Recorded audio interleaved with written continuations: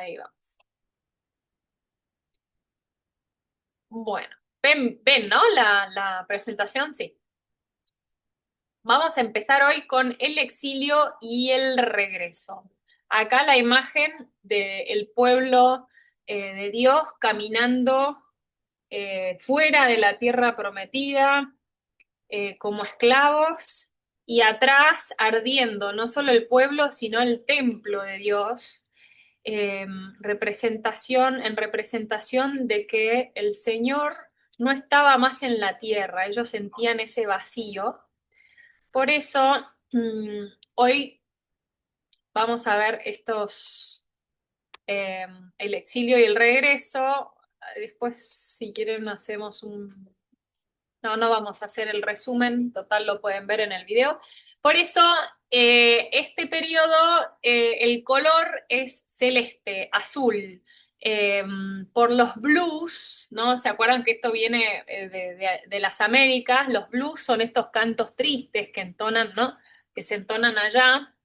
Entonces, estos cantos de destierro, estos cantos de tristeza, de angustia, de no saber, eh, y por eso entonces el color celeste. Bueno, este periodo implica un poquito del final del libro, del segundo libro de Reyes, donde se nos muestra la decadencia del pueblo de Israel, donde una y otra vez caen en pecado y ya el pueblo eh, usa palabras bastante como grotescas, ¿no? Para describir lo mal que estaba el pueblo y cómo se habían perdido totalmente y lo alejados que estaban de Dios. La decadencia moral, dice, ¿no? Eh, y sí, ahora sí. Esta sucesión de reyes infieles que abusan el poder en vez de ponerse al servicio de Dios y desobedecen, por ende a Dios, ni siquiera lo escuchan. Perdón. Perdón. Hace que aparezca una comunidad profética, una comunidad que va a hablar en nombre de Dios porque los reyes ya no representan a Dios, no solo porque no son elegidos por Dios, no son ungidos, se van sucediendo, algunos sí, ¿no? Otros no.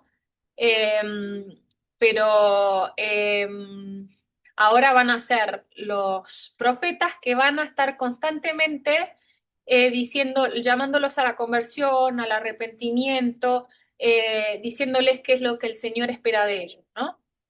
Y en varios casos anunciando y profetizando lo que va a pasar. Ahora vamos a ver eso. Y en este caso, hoy, el castigo inminente, ¿no? De el exilio por la falta de conversión, porque el pueblo no escucha. Eh, Esto del exilio es básicamente el pueblo no está en gracia, no escucha a Dios y como están en una tierra santa, no pueden habitar lo santo, porque ellos no están en gracia, están en pecado. Bueno, este periodo dura alrededor de 200 años, desde el 722 a.C. al 538. Vamos a ver al principio a Siria como la primer potencia y luego a Babilonia. Nos vamos a concentrar en el significado del exilio y cómo vuelve el pueblo, ¿no? La clave y clave espiritual para nosotros para volver cuando estamos alejados de Dios. Bueno, el libro suplementario tenemos las Lamentaciones, ¿no? El libro de las Lamentaciones es de esta época, particularmente. Después tenemos Judith, a Jeremías, que va a ser un profeta que vamos a leer, Daniel, Ezequiel y otros profetas menores. Bueno, tenemos en el norte, ¿se acuerdan? Dan.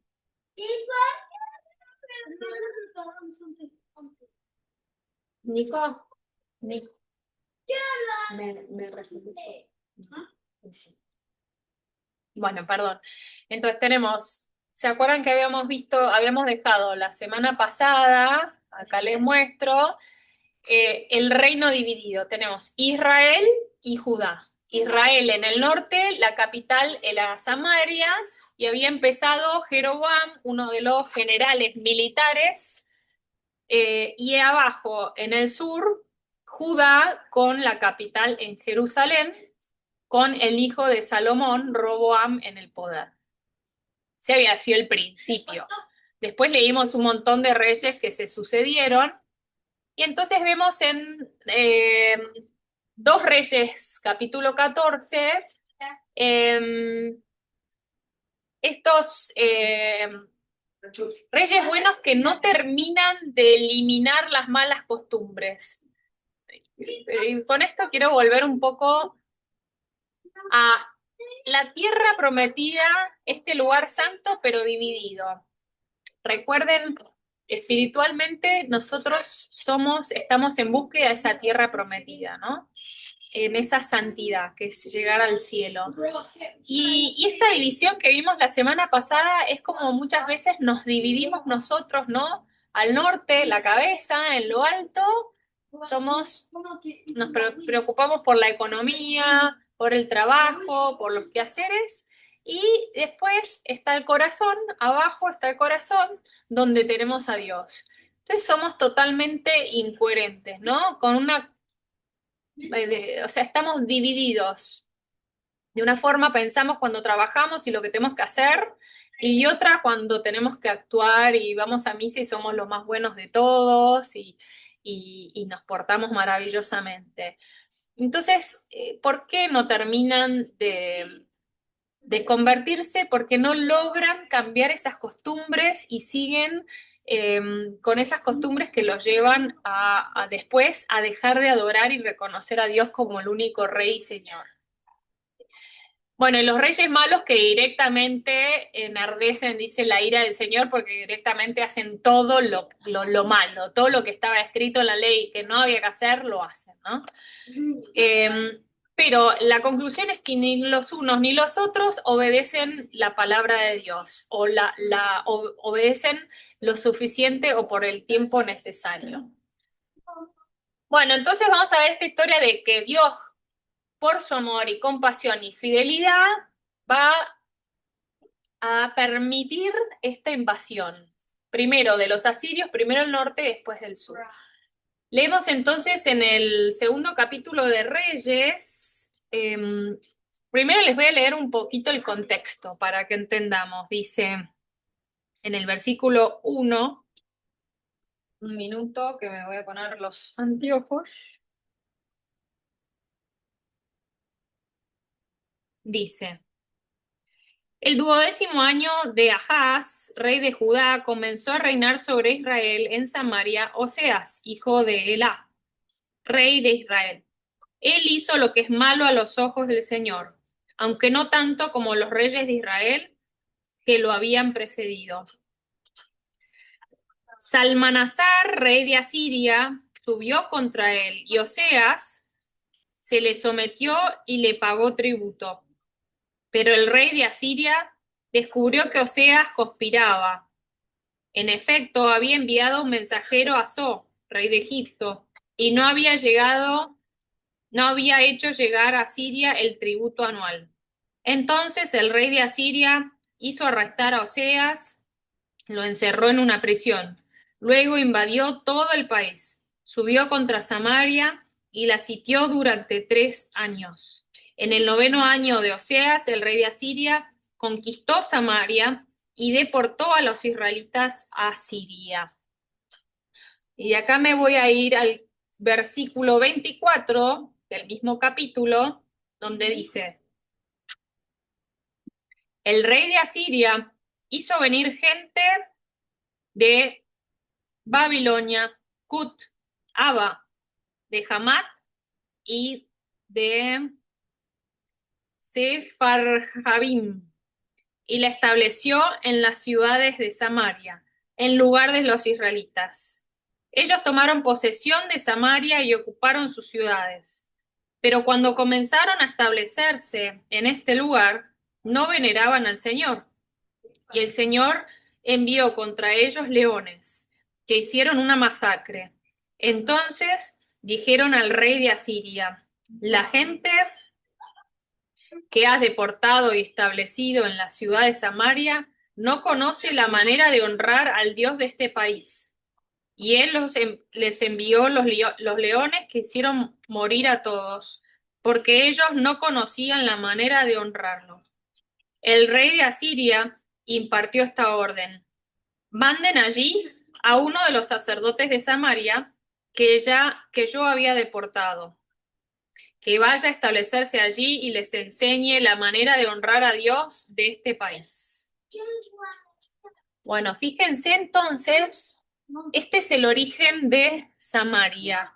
O sea, tenemos al norte, que primero es sitiado por 3 años, logran penetrar, sacan a todos los israelitas y ponen a 5 ciudades, habitantes de 5 ciudades en esta ciudad. Un poco para diseminar el poder que tenía, que había en esta ciudad, ¿no? Y otro poco se los dejo misterio. ¿Y qué pasa con estos habitantes de estas 5 ciudades distintas? Vienen leones y los atacan. Y dicen, Dios nos mandó estos leones porque no lo estamos honrando. Este Dios de este país es desconocido y no sabemos cómo honrarlo. Entonces, ¿qué se le ocurre al rey? Mandar a un sacerdote para que les enseñe los ritos propios de Israel. Qué llamativo, ¿no?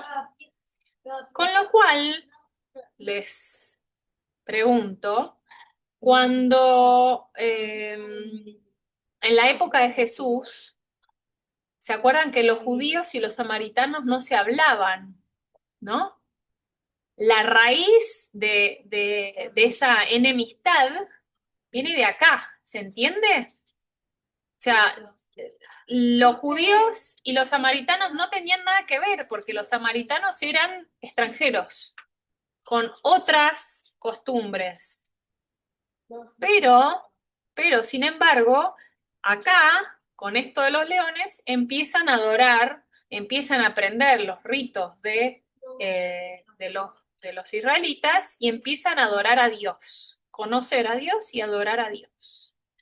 Bueno, esto es muy importante, lo que les acabo de contar, porque lo vamos a ver la semana que viene, eh, cuando lleguemos a Jesús, al cumplimiento mesiánico, y vamos a ver qué pasa con esta ciudad y los habitantes de esta ciudad.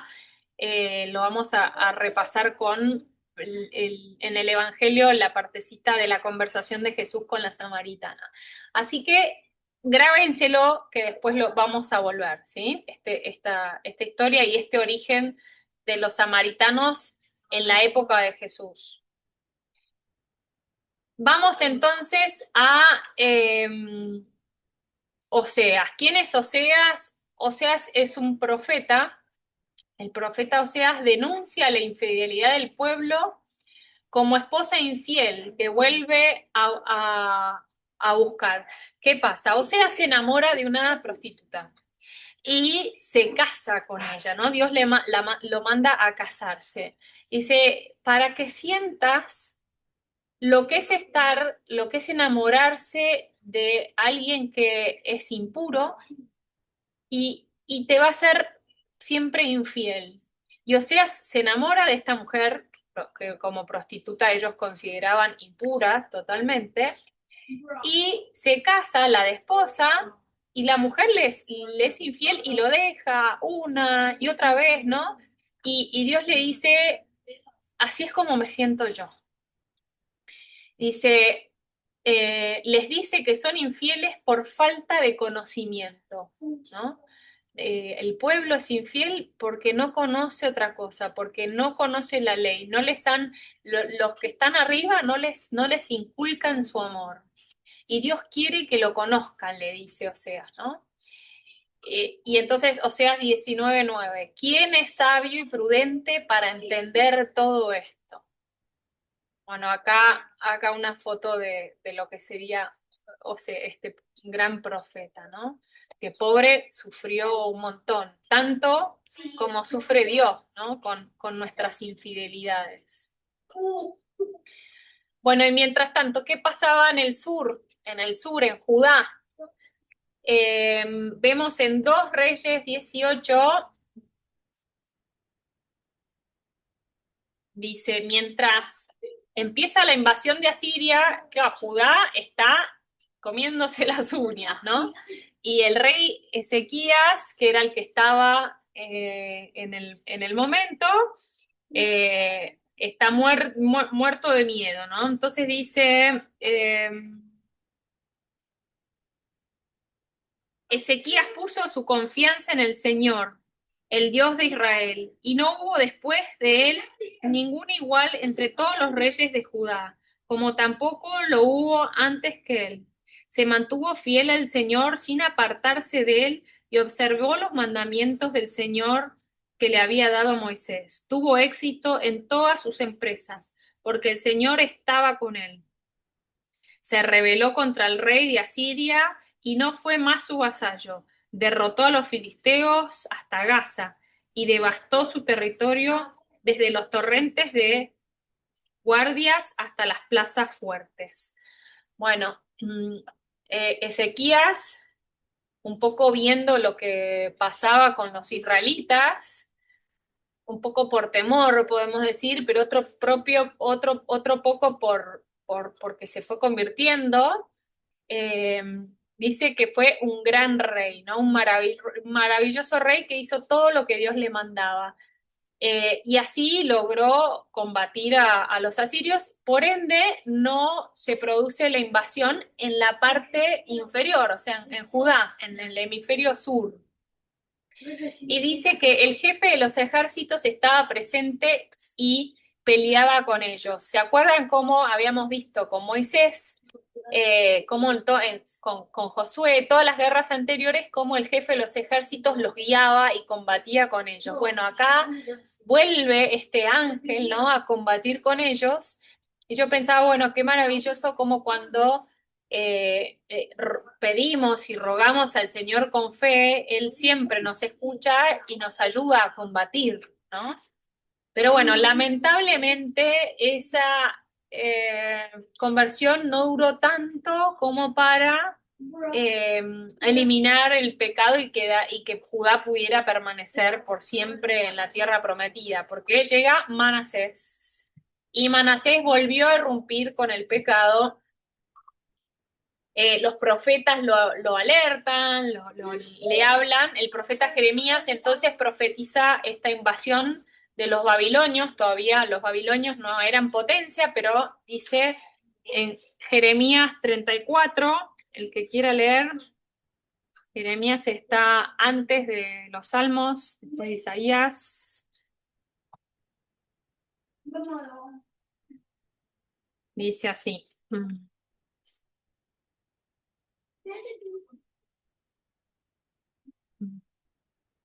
Palabra que llegó a Jeremías de parte del Señor. Mientras Nabucodonosor, rey de Babilonia, y todo su ejército, junto con todos los reinos de toda la tierra sometidos a su dominio, y todos los pueblos combatían contra Jerusalén y contra sus ciudades, así habla el Señor, Dios de Israel. Ve a decir a Sedecías, rey de Judá, así habla el Señor, mira que yo voy a entregar esta ciudad en manos del rey de Babilonia, y él la incendiará. Tú mismo no te liberarás de él, porque ciertamente serás capturado y entregado en sus manos. Tus ojos verán los ojos del rey de Babilonia. Él te hablará cara a cara, y tú irás a Babilonia. Sin embargo, escucha la palabra del Señor, Sedecías, rey de Judá. Así habla el Señor acerca de ti. Tú no morirás por la espada, sino que morirás en paz. Y así como se quemaron perfumes para tus padres, los reyes antiguos que te han precedido, así quemarán perfumes para ti. Y se entonará por ti la lamentación, ay Señor. Bueno, le está eh, dando por supuesto una noticia horrible, Jeremías, al rey, pero por otro lado para que tenga paz, ¿no? Para que tenga paz de que esto es de Dios. No que Dios les manda esta invasión, sino que tengan paz, que es el camino, eh, y que Dios lo va a convertir a este exilio en algo maravilloso, como decimos, ¿no? Y entonces ahora vamos a ver los pasos del exilio y los pasos del regreso.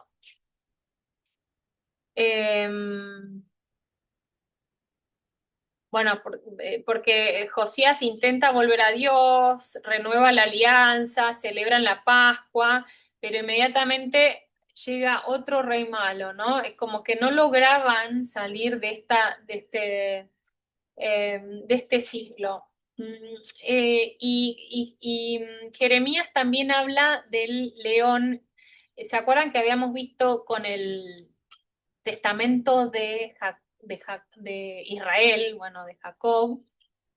eh, Habíamos visto que él le iba hablando a sus 12 hijos y cuando llega a Judá le dice, y tú, cachorro de león, Judá había tomado el lugar de su hermanito más chiquito, Benjamín, cuando José, que estaba como el al-Jabayit de Egipto, le hace esa trampita como para engancharlo y lo quiere meter en preso a Benjamín y Judá toma su lugar y dice, no, mi padre no podría resistir perder otro hijo, ponme a mí en su lugar, ¿no? Y entonces por eso Jacob lo va a alabar y le dice, tú, cachorro de león, de ti saldrá una gran descendencia, de ti no se removerá el trono, y fíjense, entonces desde Jacob, o sea, estamos hablando desde el pueblo que estaba todavía en Egipto, hasta ahora cómo se viene manteniendo la fidelidad del Señor,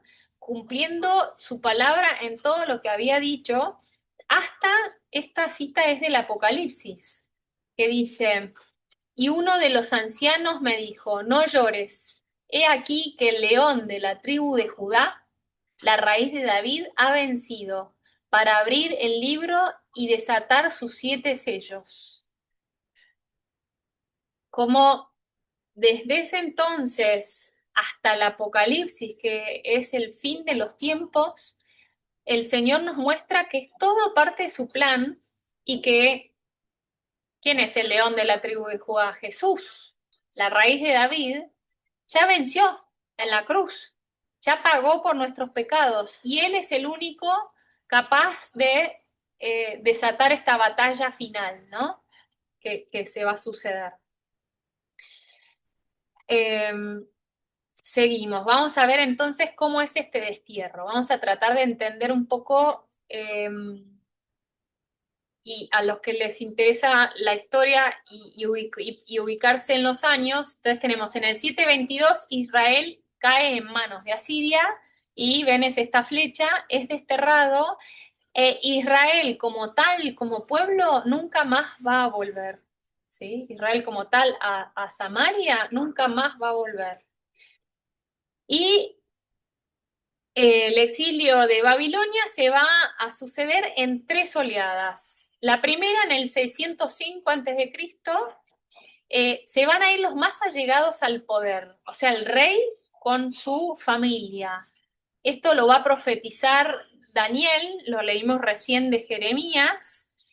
Eh, el rey, como le habían profetizado, no va a ser pasado por el filo del cuchillo, sino que va a caminar con todo su pueblo y va a ser exiliado con todo su pueblo. En el 597, el profeta Ezequiel y el profeta Baruch les va a decir a los que todavía están ahí, que están todavía, que trabajaban para el rey y todavía no habían sido desterrados, les va a decir conviértanse, conviértanse, conviértanse. Y en el 587 se va a producir la destrucción del templo de Jerusalén, y con esta destrucción, la profanación del templo, y Israel va a sentir en su corazón que Dios no está más con ellos, que Dios dejó la tierra, que Dios no habita más entre ellos.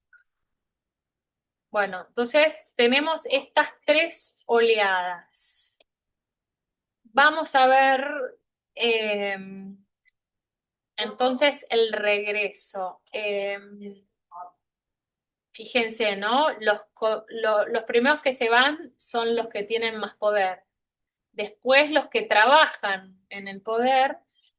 Y dice, ay, no lo puse, pero dice la Biblia que los que trabajaban en el campo, los que trabajaban en las tierras se van a quedar en sus tierras, ¿no? Como la gente humilde, el pobre, el de los más pobres, siempre va a estar en el corazón de Dios, ¿no?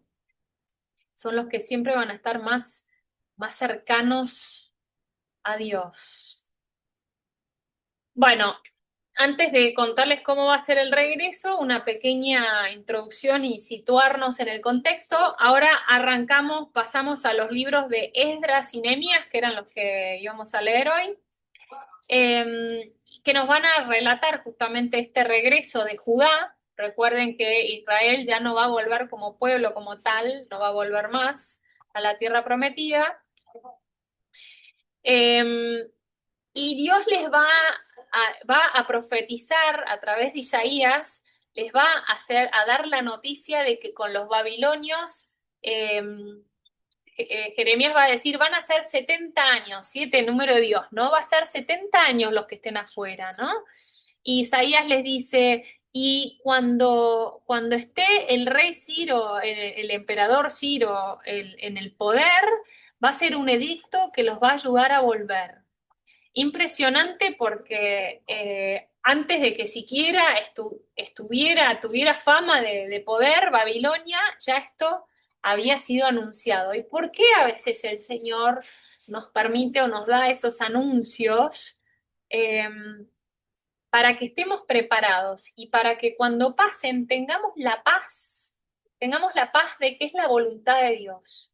Y entonces que no tengamos miedo, ¿no? Y vayamos en paz y con la convicción de que es parte del plan de Dios. Bueno, este periodo va a durar alrededor de 400 años, larguísimos. En estos 400 años van a ir regresando, vamos a ver, en oleadas también.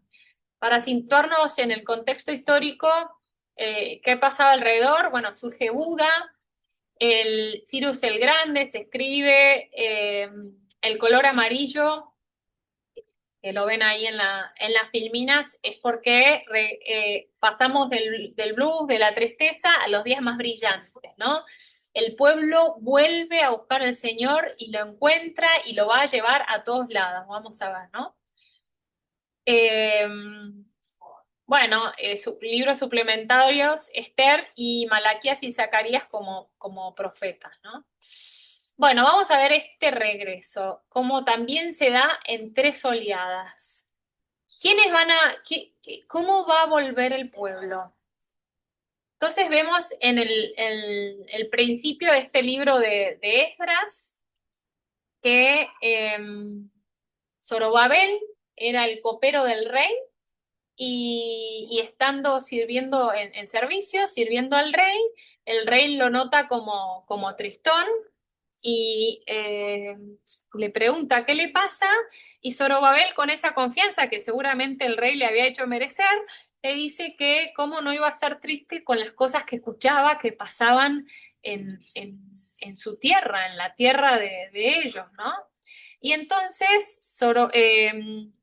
dice, ¿no? Que el Señor ablanda el corazón de Ciro y le dice, bueno, no solo que vas a, ¿y qué querés hacer? Le pregunta y él le dice que le gustaría volver a reconstruir el templo donde habitaba Dios, el templo de Dios. Y entonces Ciro no solo le permite esto, sino que le dice, bueno, que vaya y tome todo lo que Nabucodonosor había robado y profanado y que lo llevara a su lugar, que era en el templo de Jerusalén. Así que Zorobabel va a volver con todas las cosas que eran originales, bueno, no sé si con todas, pero con muchas cosas que eran originales del templo. Bueno, empieza la reconstrucción y ahí aparecen los samaritanos, estos que ahora estaban alabando a Dios, a Yahvé, pero que no eran israelitas, no eran de origen ni israelita ni judío, ¿no? Y aparecen y le dicen, nosotros también queremos ayudar. Y acá se genera un poco un conflicto, ¿no? Que para mí no está del todo claro. Ellos le dicen, no, esta es una misión que Dios nos dio y Dios nos encomendó esto y nosotros lo tenemos que hacer. Eh, y, ¿Y qué pasa? Ellos, claro, porque Zorobabel sabía perfectamente de dónde venían estos, sabía perfectamente que no conocían la ley de Israel, ni la cumplían, ni eran parte del pueblo de Dios original. Entonces los echa, ¿no? Y ellos con mucha bronca, bueno, tratan de detener la construcción, entonces, bueno, les ponen muchas trabas, empiezan invasiones. eh, bueno, y ahí un poco la duda, ¿no? Es, Samaria representa la apertura del pueblo de Dios a los confines de la tierra, ¿no? Después lo vamos a ver un poco más, pero entonces a veces nos ofuscamos, ¿no? En la ley, en lo que tiene que ser, y quizá podrían haber colaborado y de hecho hubiesen hecho más rápido y quizá hasta contagiado y enseñado más, ¿no? A estos nuevos seguidores de Dios. Bueno, ¿qué pasa? En la segunda oleada está el templo, se termina de reconstruir, pero se dan cuenta que nadie sabe nada y que todo el mundo sigue haciendo lo que les parece, que nadie conoce la ley y que entonces ven el peligro inminente de una nueva invasión porque Dios no está con ellos, porque ellos no pueden ser fieles porque no saben, por desconocimiento.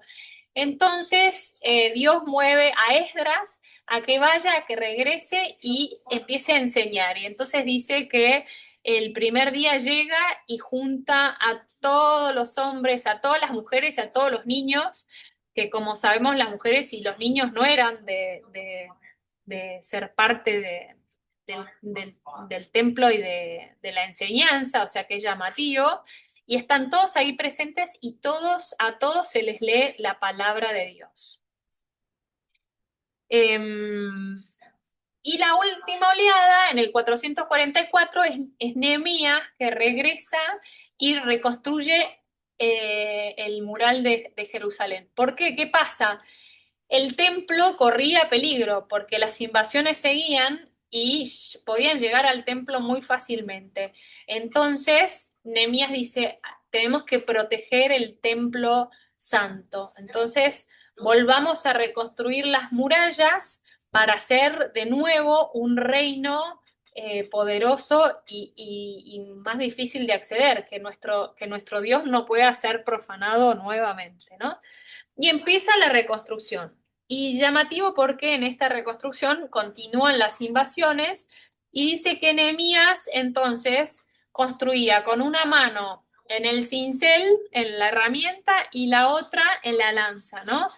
Eh, Tenía que estar constantemente defendiéndose. Y un poco la enseñanza para mí en esto es que eh, para mantenernos para mantener nuestra tierra prometida, nuestro templo, nuestro interior, sin invasiones, libres del mal y que no lleguen a nuestro corazón, tenemos que estar siempre construyendo y defendiéndonos.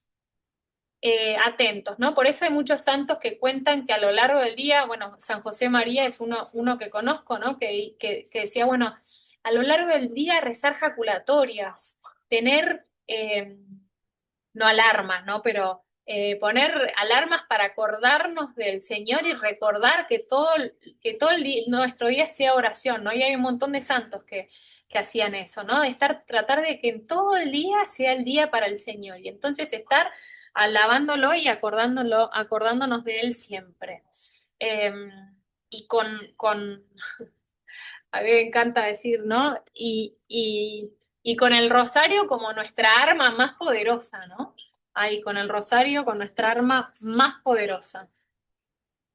Bueno, un poco apartado espiritual de esto, que creo que es muy importante, la enseñanza de hoy, es si me siento alejado, si me siento que estoy fuera, si me siento fuera de la iglesia, ¿cómo volver a reconstruir mi vida? ¿Cómo volver a acercarme a Dios? Entonces, tengo que hacerlo o se nos invita a hacerlo como en tres oleadas, en tres etapas. Primero, alabanza basada en la misa frecuente en la Eucaristía. Que alguien me decía, bueno, pero si estoy alejado no puedo comulgar. Bueno, pero dice Eucaristía, no dice comulgar. Ya. Dice Eucaristía. ¿Qué significa? Que puedo hacer adoración, que puedo hacer comunión espiritual, que puedo ir a alabar al Señor en la iglesia sin cometer el pecado de que si no estoy preparado comulgar, ¿no? Bueno, después, una vez que estoy más cerca, formación y enseñanza de la palabra, esto que hacía Esdras, ¿no? A ver, un segundito, perdón, ¿eh?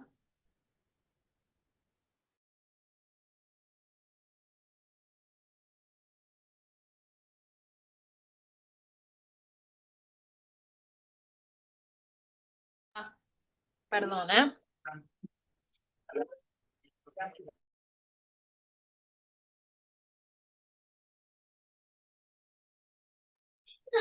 Bueno, se me revelaron los críos. Sepan disculpar. Volvemos, ¿no? Estábamos en la vuelta. ¿Cómo volver? Acercándome a la Eucaristía. Eh, y una vez que me acerqué a Jesús sacramentado, formarme, ¿no? Formarme con la palabra, con la Biblia, ¿no? Para poder tener un mejor, perdón,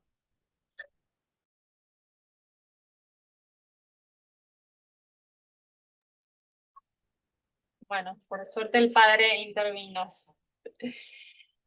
Para tener con la Biblia un mejor diálogo con el Señor, para purificar mi conciencia, para saber más y no pecar de ignorante, ¿no? Y bueno, y el tercer paso, que es el más llamativo, al que la mayoría le llama la atención, aferrarme a mi comunidad, a la iglesia, a mi familia cristiana. No nos vamos a salvar solos. El Señor nos ha hecho seres sociales y necesitamos de los demás para salvarnos. Las debilidades de los demás, el entregarme, el darme y acoger ay, perdón.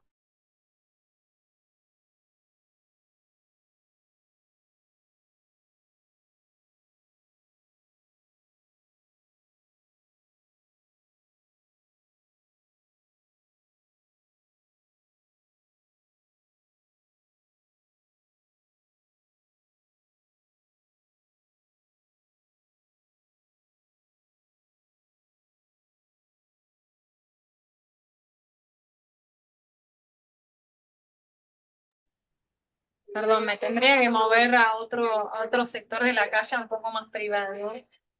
¿Se escucha mucho? O me tendría que poner los cosas, ¿no? Eh, bueno, esto qué importante, decía la familia, la iglesia, que en el darme y en el acoger al otro, en usar las debilidades del otro como fortalezas mías, ahí está la comunión, ¿no? La comunión, la unión, la iglesia, la fortaleza en donde nos hacemos santos. Y acá pongo Nehemías 10, ojo con ensañarme con la ley, porque ¿qué pasa? El que quiera leer Nehemías 10:36 cuenta eh, que Esdras y, bueno, los que recibieron esta misión de Dios, dicen, bueno, vemos que todos los que estaban antes en Jerusalén, durante todo el tiempo del destierro, se habían casado con mujeres que no eran, que eran extranjeras, que no eran judías. por tanto, estaban en pecado. Entonces agarran y dicen, tienen que dejar a su mujer y a sus familias. Y uno de los profetas le dice, no, eso no es lo que el Señor quiere, no, sí, Dios nos ha pedido, ¿no? La ley dice que no hay que casarse con extranjeros. ¿Se acuerdan? Lo habíamos visto desde Sansón, ¿no? A ese mandato. ¿Qué pasaba? Dios no quería que se contaminaran, pero la familia ya existía. Bueno, les hicieron romper esas familias y está en la Biblia el listado de todos los que dejaron a sus mujeres y a sus niños y los tenían que mandar al desierto, o sea, sacar de la tierra prometida. Una dureza de corazón que, ojo, ¿no? Que el saber, que la sabiduría no nos endurezca, que no vayamos con esa vara, porque ahora yo tengo la vara y sé que es bueno, entonces voy a ir midiendo a todos y poniéndome de juez. No es eso lo que el Señor quiere, ¿no? Ojo, ojo con eso. Y se los digo a ustedes porque ahora que se les está abriendo todo esto y van a saber mucho más, ¿no? Y seguirán conociendo más. Ojo con después ir a ponerse en el lugar de jueces, que ese lugar solo le corresponde a Dios. Em, bueno, ya vamos llegando al final. Jeremías, ¿no? Les estaba contando de este profeta que los acompañó a los judíos, ¿no? Al pueblo de Judá, los acompañó todo el destierro. Primero se los anticipó y después los acompañó y, y los incitó, ¿no? ¿Y qué dice Jeremías 31:31? Es una maravilla lo que anuncia este profeta tanto tiempo antes siquiera que naciera Jesús, ¿no? Dice, he aquí, vienen días, declara el Señor, en que haré con la casa de Israel y con la casa de Judá una nueva alianza, no como la que hice con sus padres el día que los tomé de la mano para sacarlos de la tierra de Egipto, la alianza que ellos rompieron, aunque fui un esposo para ellos, declara el Señor. Pondré mi ley dentro de ellos y sobre sus corazones la escribiré. Y yo seré su Dios y ellos serán mi pueblo.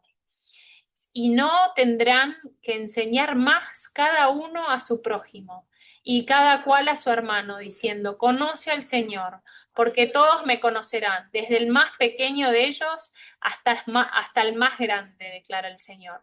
Pues perdonaré su maldad y no recordaré más su pecado. Recuerden esto que acabamos de leer, Jeremías 31:31, porque, bueno, vamos a fragmentarlo un poquito. Primero porque está hablando de una nueva alianza, una alianza con toda Israel, con la casa del norte y la casa del sur. O sea, no, ya nos está anticipando que Dios va a volver a unir a Israel.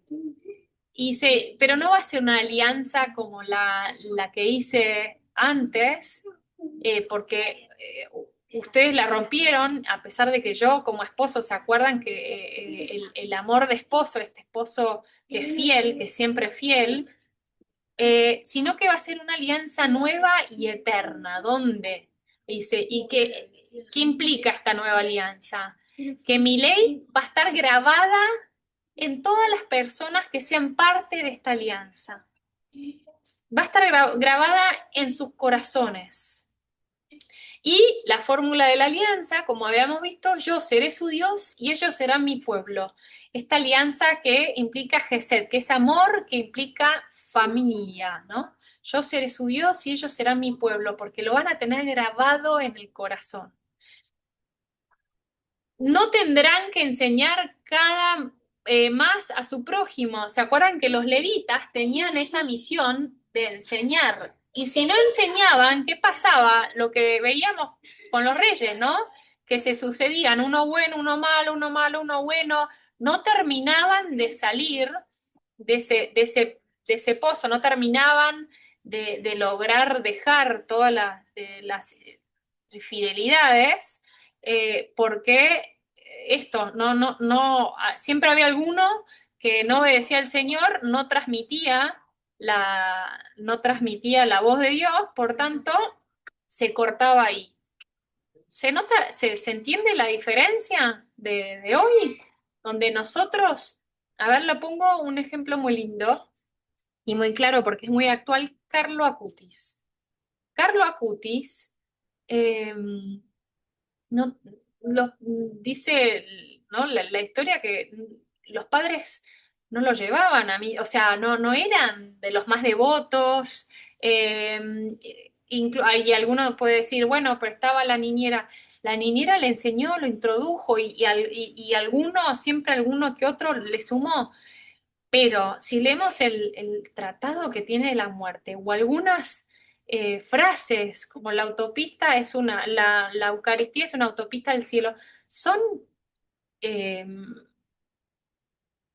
inspiraciones divinas, claramente. Un chico tan chico no puede haber sacado eso si no es de Dios, ¿no? Acá, como dice acá, de su corazón. Dios se lo grabó en su corazón. Entonces, esta alianza es la de todos los bautizados. Somos ese nuevo pueblo. Eh, y lo más maravilloso de todo es cómo termina. Pues perdonaré su maldad y no recordaré más su pecado. En esta alianza, Dios Padre nos ha perdonado y no se acuerda de nuestro mal. ¿Por qué? En honor a Jesús, en honor al amor y a la entrega de su Hijo Jesucristo, nos perdona y no nos tiene en cuenta el pecado. Es una maravilla. Eso es el bautismo, esa es la salvación que nos da Dios, Jesús, Dios Hijo.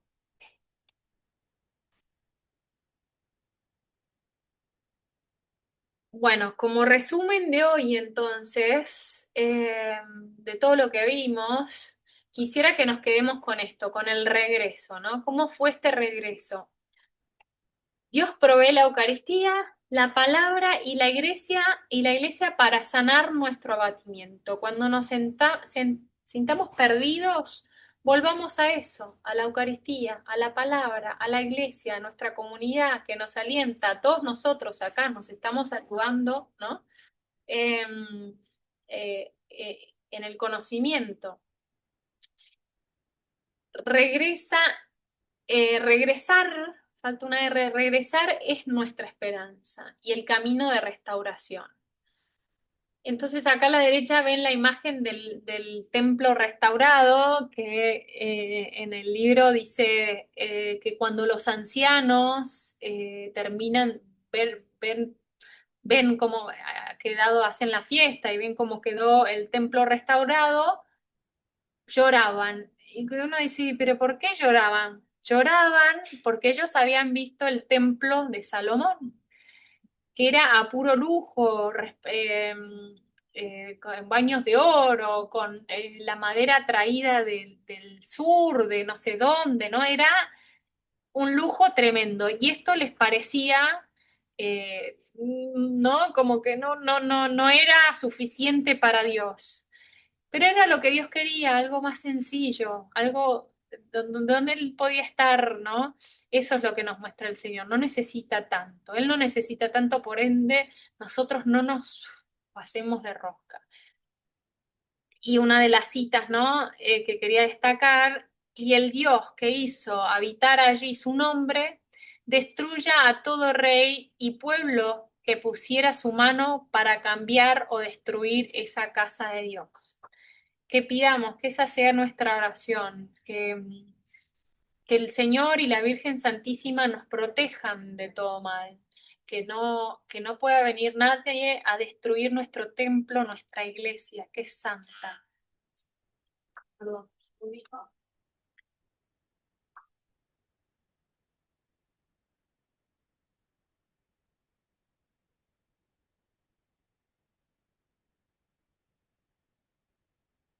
Bueno, y con eso quisiera quedarme y terminar entonces con esta oración diciendo Dios, recordando, ¿no? Dios nos está llamando porque quiere que lo conozcamos. Quiere hacernos oír su palabra y mostrarnos su plan de salvación que comenzó en los patriarcas, siguió con los reyes, los profetas y ahora continúa en nuestra vida. Por eso invoquemos al Espíritu Santo, abramos nuestra Biblia y leamos para escuchar la palabra viva de Dios. Ahora vamos a dar gracias. Te damos gracias, Señor, por las inspiraciones que te has dignado revelarnos. Te pedimos que podamos ponerlas en obra para cumplir tu santa voluntad. María, Madre de la Divina Gracia, ayúdanos. Amén. Voy a parar.